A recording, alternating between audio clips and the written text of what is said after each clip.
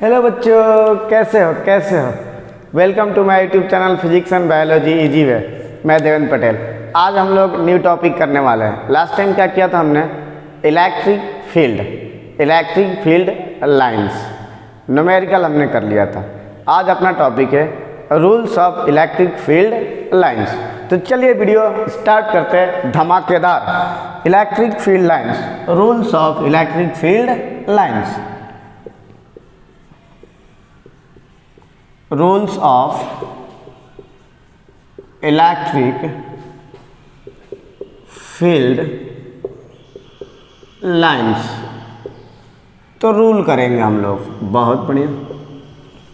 Number one, ये जो electric field lines है उस पर अगर कहीं भी हम लोग टेंजेंट ड्रॉ कर दें इलेक्ट्रिक फील्ड लाइन पर, कहीं भी टेंजेंट, तो हमें मिल जाता है इलेक्ट्रिक फील्ड की direction as well as the direction of force. दोनों की मिल जाती है। अपने को पता है ना, फोर्स और इलेक्ट्रिक फील्ड की डायरेक्शन क्या होती है? सेम होती है। तो अगर हम किसी इलेक्ट्रिक फील्ड लाइंस पर टेंजेंट ड्रॉ करें तो हमें मिल जाता है फोर्स की डायरेक्शन और इलेक्ट्रिक फील्ड की भी डायरेक्शन। तो सपोज ये आपका एक इलेक्ट्रिक फील्ड है, लाइंस है, ये इलेक्ट्रिक फील्ड लाइंस है, और यहाँ आपने ड्रॉ कर दिया टेंजेंट। ये सारे टेंजेंट है, ये भी टेंजेंट तो पता ही होगा ना, ये भी टेंजेंट, ये भी टेंजेंट, ये तो ये आपका टेंजेंट है। ये तो ये जो टेंजेंट आपको बताएगा, ये बताएगा आपको direction of electric field. Direction of electric field and force, दोनों की डायरेक्शन बताएगा टेंजेंट। तो क्या बन गया हमारा रूल कि tangent at any point on the electric field lines gives the direction of electric field as well as the direction of electric force. तो लिख देता हूं मैं, tangent at any points on electric field lines gives the Herschel gives the direction of electric field and force तो ये direction देता है। Rule number first हो गया। रूल नंबर सेकेंड, ये जो इलेक्ट्रिक फील्ड लाइन्स है कभी क्रॉस नहीं करते हैं। ये इलेक्ट्रिक फील्ड जो लाइन्स है ये कभी क्रॉस नहीं करेंगे। तो electric field lines never cross each other. Electric field lines never intersect या क्रॉसेस, कुछ भी बोलो, इंटरसेक्ट भी बोल सकते हो, क्रॉसेस टू ईच अदर। तो ना तो ये इंटरसेक्ट नहीं करते, कभी नहीं मिलते इलेक्ट्रिक फील्ड लाइंस। तो ये जो आपका इलेक्ट्रिक फील्ड लाइंस है, इलेक्ट्रिक फील्ड लाइंस है, और ये भी आपका इलेक्ट्रिक फील्ड लाइंस है ये। तो ये दोनों यहाँ क्रॉस कर लेते हैं, जो पॉसिबल नहीं है। Electric field lines never crosses to each other, कभी पॉसिबल नहीं है, क्रॉस कर नहीं सकते। अगर ऐसा हो जाए तो क्या होगा? If because if they do then at the point of intersection, at the point of intersection means crossing point, at the point of intersection it have two direction of electric force present which is not possible. अब सुनो, ये तो मैंने लिख दिया कि अगर जहां पर ये क्रॉस करेंगे वहाँ दो डायरेक्शन में इलेक्ट्रिक फील्ड और इलेक्ट्रिक फोर्स आ जाएंगे, एक तो इसका वाला टेंजेंट, एक इसका वाला टेंजेंट, टू डायरेक्शन। अरे एक इसका वाला और एक इसका वाला, तो इसका वाले का टेंजेंट टू डायरेक्शन में हो गया, एक फील्ड का टेंजेंट इस साइड में, एक फील्ड का इस साइड में, लाइंस का। तो एक ही जगह पर दो डायरेक्शन में, टू डायरेक्शन में फोर्स पॉसिबल नहीं है, इसीलिए ये कभी क्रॉस नहीं करते, कभी भी क्रॉस नहीं करेंगे ये आपस में दोनों। ये हो गया सेकेंड। आगे करते हैं और मजा आने वाला है। थर्ड करते हैं।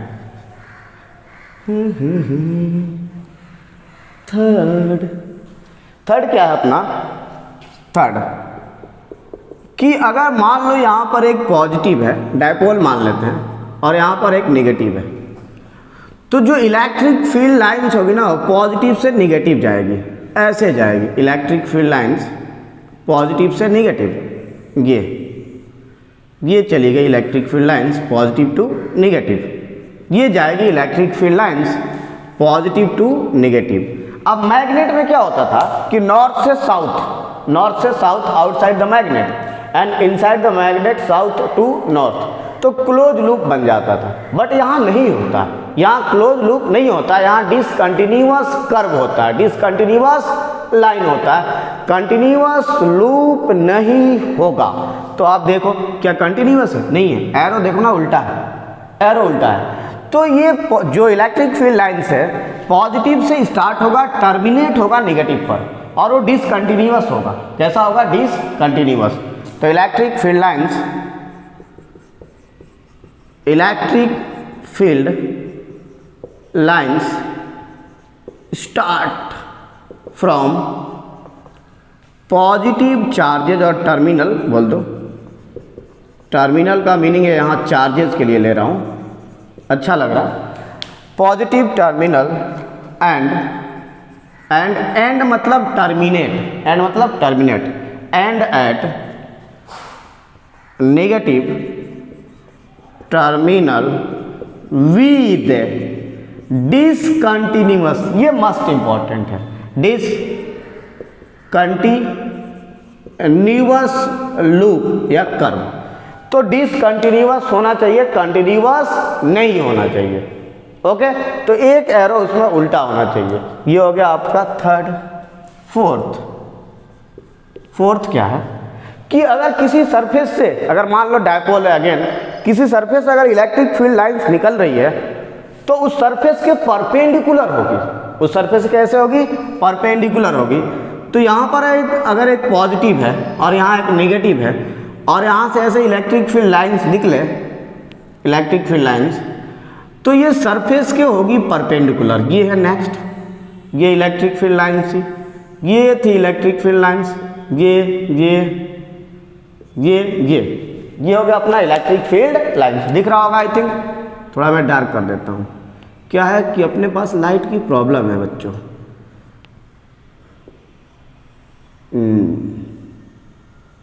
लो कर दिया, थोड़ा आप मैनेज करना। ओके, तो ये हो गया आपका ये। अब ये जो होगा ना, ये जो दिख रहा है, यही होगा perpendicular, normal to the surface, यही होगा नॉर्मल टू द सरफेस। तो electric field lines are always normal to the surface. Electric field lines always normal to the charge surface. Charge surface के ऑलवेज क्या होगा? नॉर्मल होगा, perpendicular होगा, 90 degree होगा। ये हो गया। नेक्स्ट करते हैं। Next is fifth, number fifth. अगर नंबरिंग में कोई दिक्कत आए तो आप सही कर लेना। नंबर फिफ्थ नंबर ध्यान से सुनना। फिफ्थ नंबर क्या कि जो इलेक्ट्रिक फील्ड की स्ट्रेंथ है वो क्राउडिंग पर डिपेंड करता है। जहाँ पर ज़्यादा क्राउडिंग हो, भीड़ ज़्यादा हो, वहाँ स्ट्रेंथ ज़्यादा होगी, और जहाँ पर भीड़ कम हो वहाँ स्ट्रेंथ कम होगा। तो अगर ये आपका इलेक्ट्रिक फील्ड लाइन्स है ऐसे, ये दूर हो गया, ये और दूर हो गया, ये और दूर हो गया, ये पॉइंट ए है, ये पॉइंट बी है। तो आप देखोगे कि पॉइंट ए के पास इतना छोटा सा एरिया है और इसमें 4 है, और इतना छोटा सा एरिया अगर यहाँ ले लो बी के पास तो 2 है, मतलब ए के पास ज़्यादा क्राउडिंग है, ज़्यादा भीड़ है। तो जहाँ पर ज़्यादा क्राउडिंग होगा वहाँ इलेक्ट्रिक फील्ड की स्ट्रेंथ क्या होगा, ज़्यादा होगा।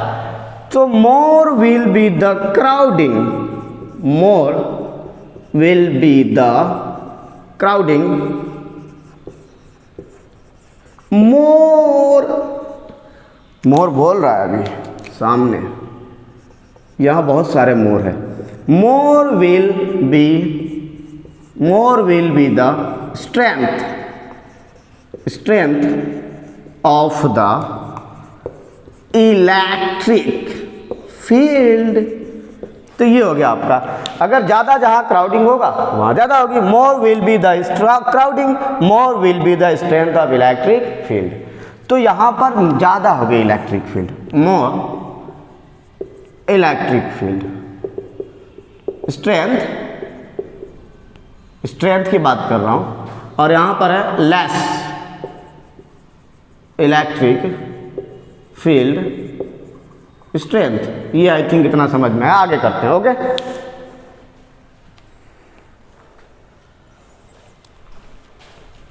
ओके, अब आगे बढ़ते हैं। नंबर 6, जो अभी नंबर चल रहा होगा, नंबर 6, अगर यहाँ पर पॉजिटिव है और यहाँ पर पॉजिटिव है तो जो इसका इलेक्ट्रिक फील्ड लाइंस होगा और ट्रांसवर्सली रिपेल करेगा, ऐसे ट्रांसवर्सली क्या करेगा, रिपेल करेगा। तो ये ट्रांसवर्सली रिपेल होता है, यही तो शो करता है कि दो सिमिलर चार्जों के बीच में क्या होता है, रिपल्सन। तो अगर दो सिमिलर चार्ज हो तो उसका इलेक्ट्रिक लाइंस का शेप आता है, ये आता है, और यही आपको ये बताता है कि दो सिमिलर चार्ज में क्या होता है, रिपल्सन होता है। तो इन दोनों में रिपल्सन हो रहा है, रिपल्सन, और यहां भी हो रहा है रिपल्सन। तो ये ट्रांसवर्सली रिपेल करते हैं, और यही हमें शो करता है, बताता है कि सिमिलर चार्जों में क्या होता है, रिपल्सन होता है। तो इन सिमिलर ऐसा लिख देता हूं, similar charges repel each other. तो सिमिलर चार्जेज रिपेल करते हैं, तो इसमें इलेक्ट्रिक फील्ड लाइंस होगी, ट्रांसवर्सली रिपेल होगा। ये हो गया अपना। नेक्स्ट है नंबर 7। तो 7 नंबर में ये, अगर आपके पास कोई सरफेस हो ऐसा ये, और इसमें बहुत सारा चार्ज भरा हो इसके पास, तो इलेक्ट्रिक फील्ड ये होगी इसकी इलेक्ट्रिक फील्ड, ये है ये, और इसमें होगा यूनिफॉर्म इलेक्ट्रिक फील्ड। ये यूनिफॉर्म इलेक्ट्रिक फील्ड होता है। तो क्या बनेगा, यूनिफॉर्म इलेक्ट्रिक फील्ड। तो ये आपका बना यूनिफॉर्म इलेक्ट्रिक फील्ड। ओके, ये यूनिफॉर्म का हो गया, क्लियर है। उसके बाद आप किस में यूनिफॉर्म मान सकते हो, तो अगर कोई रे इन्फानाइट से आ रही है, रे में भी इलेक्ट्रिक फील्ड है, तो अगर कोई इन्फानाइट से इलेक्ट्रिक फील्ड आ रही है, इन्फानाइट, तो आप उसे यूनिफॉर्म मान सकते हैं। आप उसे क्या मान सकते हैं, यूनिफॉर्म। ओके, तो आई थिंक ये कंप्लीट हो गया electric field lines I think complete हो गया। तो अपना नेक्स्ट जो टॉपिक है वो है continuous charge distribution. Next topic है अपना कंटिन्यूअस चार्ज डिस्ट्रीब्यूशन।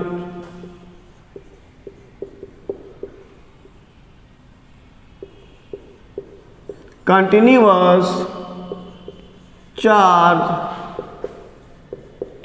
डिस्ट्रीब्यूशन, ये अपना next topic, continuous charge distribution. अब सुनो, इसको जानना जरूरी क्यों है। कभी कभी क्या होता है ना, न्यूमेरिकल आता है, न्यूमेरिकल में चार्ज ऐसा दिया होता है 5 coulomb per metre square, 5 coulomb per metre cube, 5 coulomb per metre. अब बहुत कन्फ्यूजन होता है, चार्ज की यूनिट क्या है? कूलाम है। बहुत ही ज़्यादा कन्फ्यूजन, अब क्या करें, सिर पकड़ के बैठ जाते हैं, क्योंकि चार्ज की यूनिट क्या है? कूलाम है। तो वहाँ देखते हैं coulomb per metre, coulomb per metre square, coulomb पर, तो ये हो जाता है कन्फ्यूजन क्रिएट। तो उसके लिए टॉपिक सही है, जिसके मन में आता है उसके लिए सही है, ठीक है। अब सुनो इसकी कहानी कंटिन्यूअस। जो क्वांटाइजेशन ऑफ चार्ज था, क्वांटाइजेशन ऑफ चार्ज, उसने क्या बोला था कि the quantity of charge does not fix, किसी चार्ज की क्वांटिटी फिक्स नहीं होती है। तो फिर चार्ज की क्वांटिटी जो होती है स्टेप वाइज स्टेप होती है, स्टेप कंटिन्यूअस नहीं होती है, स्टेप वाइज स्टेप होती है, कंटिन्यूअस नहीं होता। तो अगर 1.6 इंटू 10⁻⁻19 है तो नेक्स्ट आपका मल्टीपल मिलेगा इंटीजर का, बीच का नहीं होता, कंटिन्यूअस नहीं होता, बट वो माइक्रोस्कोपिक लेवल पर था, माइक्रोस्कोपिक लेवल। तो चार्ज जो है डिस्क्रीट नेचर का है, डिस्क्रीट नेचर का है, किस लेवल पर? Microscopic level, according to the quantization of charge. But in a macroscopic level, जब बड़े स्तर पर आप देखते हो, माइक्रो नहीं बड़े देख रहा हूं, तो उस लेवल पे चार्ज को मानते हैं कंटिन्यूअस। तो वही है आपका कंटिन्यूअस चार्ज डिस्ट्रीब्यूशन। थोड़ा सा लिख देता हूं, आप भी लिख लो। According to quantization of charge, according to quantization of charge is a discrete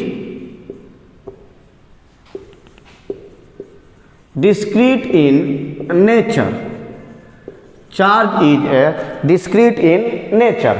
According to quantization of charge, charge is a discrete in nature, but in macroscopic level. अब समझ गए आप? According to quantization of charge, charge is a discrete nature in microscopic level. In microscopic level, but in macroscopic level, macroscopic level, charge is a continuous, charge is a continuous, okay, charge is a, but in macroscopic level charge is a continuous, charge is a continuous। तो फिर continuous होगा तो ये follow करेगा, ठीक है। तो अब फॉलो कर लेंगे हम लोग। तो क्या होगा? नंबर 1 देखो, नंबर 1 लिख दिया मैंने, देख लो। चार्ज क्या है? मैक्रो पर कंटिन्यूअस होता है, but in macroscopic level charge is continuous. Number 1, number 1 में आता है लीनियर, लीनियर और लाइन, लाइन भी बोल सकते हो, लाइन चार्ज डेंसिटी, डेंसिटी इसको लैम्डा से लिखते हैं, डेंसिटी लैम्डा। तो अगर आपके पास चार्ज ऐसा हो, ये और लेंथ यहाँ से यहाँ तक L हो, L, तो इस पर टोटल चार्ज कितना होगा? तो lambda into L, lambda into L। यहाँ पर लैम्डा क्या है? Charge per unit length, charge per unit length. Lambda क्या है? Charge per unit length. Lambda क्या है? चार्ज पर यूनिट लेंथ, मतलब charge density, linear charge density. तो इसकी यूनिट किस में होगी? कूलाम पर मीटर में ही तो होगा, कूलाम पर मीटर, है ना। उसके बाद देखो यहाँ पर यूनिट कूलाम पर मीटर और लेंथ का metre, metre metre cancel out, तो क्या बन गया? कूलाम बन गया, जो चार्ज की यूनिट होता। क्लियर है ना?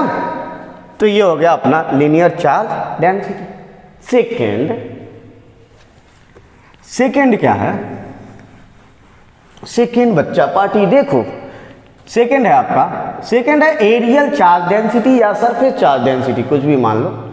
तो सेकेंड है आपका, उसमें हम लोग लेंगे आपका सिग्मा। इसका मतलब है चार्ज पर यूनिट एरिया। तो ऐसा भी तो गिवन होगा ना, कूलाम पर मीटर स्क्वायर, इसको बोलते हैं areal charge density. Areal charge density, जो यहाँ पर लीनियर चार्ज डेंसिटी है वैसे एरियल चार्ज डेंसिटी होता, तो इसको बोल लिया हमने एरियल चार्ज डेंसिटी। चलो नहीं लिखता, coulomb per metre square charge per unit area, काम चल रहा अपना। तो Q इज इक्वल टू क्या बन गया आपका, सिग्मा इंटू एरिया, यही तो बनेगा। यह सिग्मा है आपका कूलम्ब पर मीटर स्क्वायर, और ये area metre square, metre metre square cancel, coulomb आ गया। तो अगर ऐसा गिवन हो चार्ज पर यूनिट एरिया, तो ये लेंगे हम लोग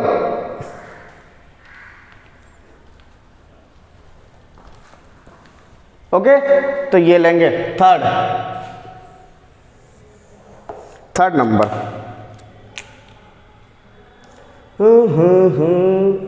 देखो ऐसे फर्स्ट है, सेकंड है, थर्ड है, कंफ्यूज नहीं होना, फर्स्ट सेकंड थर्ड। अब क्या होगा कि अगर वो वॉल्यूमेट्रिक चार्ज हो, वॉल्यूमेट्रिक चार्ज, तो क्या होगा, तो ये रो से लिखते हैं, रो से। इसका मीनिंग है चार्ज पर यूनिट वॉल्यूम, ये पर यूनिट वॉल्यूम चार्ज है, इसका मीनिंग है। तो फिर क्या बनेगा, तो बन गया आपका, अगर चार्ज आपको निकालना हो तो रो इंटू वी, ये बन गया। तो आप देख लो, रो का मतलब coulomb per metre cube, volume का मीटर क्यूब कैंसल आउट हो गया, कूलम्ब आ गया चार्ज। तो ये रहा अपना, आई थिंक आपको समझ में आया होगा कंटिन्यूअस चार्ज डिस्ट्रीब्यूशन। समझ में आया कंटिन्यूअस चार्ज डिस्ट्रीब्यूशन बच्चा पार्टी, ओके। तो ये हो गया। तो नेक्स्ट लेक्चर में हम लोग बच्चा करेंगे, नेक्स्ट लेक्चर में आगे का वीडियो कंटिन्यू करेंगे और हम लोग पढ़ेंगे गॉस थ्योरम। नेक्स्ट लेक्चर हमारा क्या है, गॉस थ्योरम, और with the help of Gauss theorem पढ़ेंगे हम लोग कि इलेक्ट्रिक फील्ड कैसे निकालते हैं। उसके पहले एक छोटा सा टॉपिक है इलेक्ट्रिक फ्लक्स, इलेक्ट्रिक फ्लक्स उसको भी पढ़ लेंगे।